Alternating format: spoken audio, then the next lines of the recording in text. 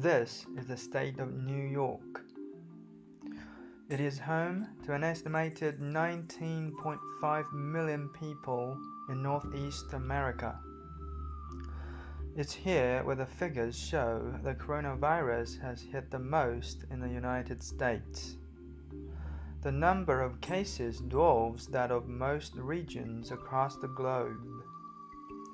Up until March 25th, there has been 23,230 confirmed cases in New York State alone, and the total cases in the United States have increased to 54,905, among them 783 deaths.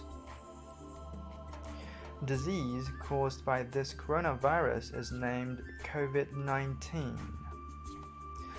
Here's how Covid-19 cases surged in the United States in the last few, not months, but weeks. On March 12th, President Donald Trump announced that all travels from Europe to the United States would be suspended for 30 days.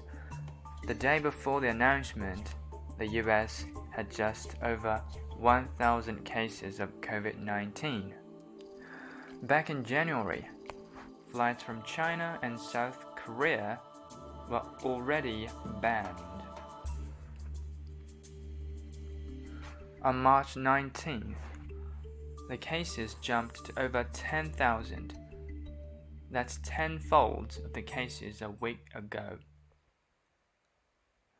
Then, on 23rd, the newly confirmed cases reached 16,354 on that single day, whilst the total confirmed cases reached 35,224, with 471 fatalities. Now, on 25th, after no longer than a fortnight, the number is 54,905. That's 54 times more. No one is willing to change his or her routine of having one ice cream a day to 54 a day within a matter of 2 weeks. Nor is America. They thought a drug could protect them from coronavirus, but tonight an Arizona man is dead after he and his wife made a terrible mistake. We go and it was kind of up in the air if we still go, but like we're here. I just turned 21 this year, so I'm here to party, so it's kind of disappointing, but we're just making the most of it. We met these other people in our little Airbnb spot, so we're just hanging out with them and trying to get drunk before everything closes.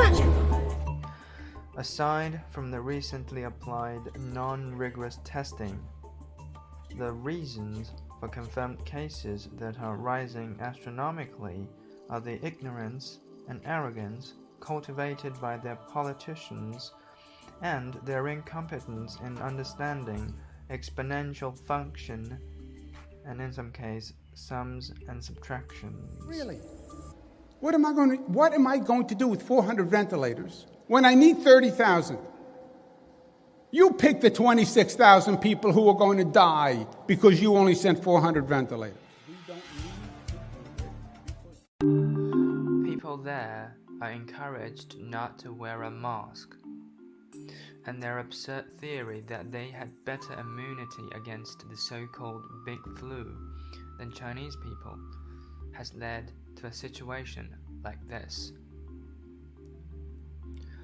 Many would guess that the rich and the well-informed had pre-ordered all the available masks and left the poor with only rolls of toilet paper to stock.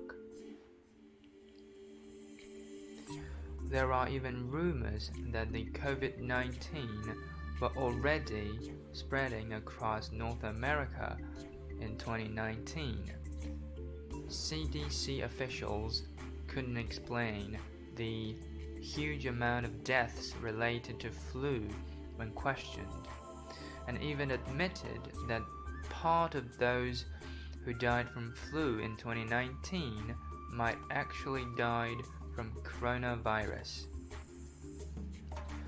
If the rumors were true, that would explain why the New York State, with limited tests, still saw an explosion of COVID-19 cases.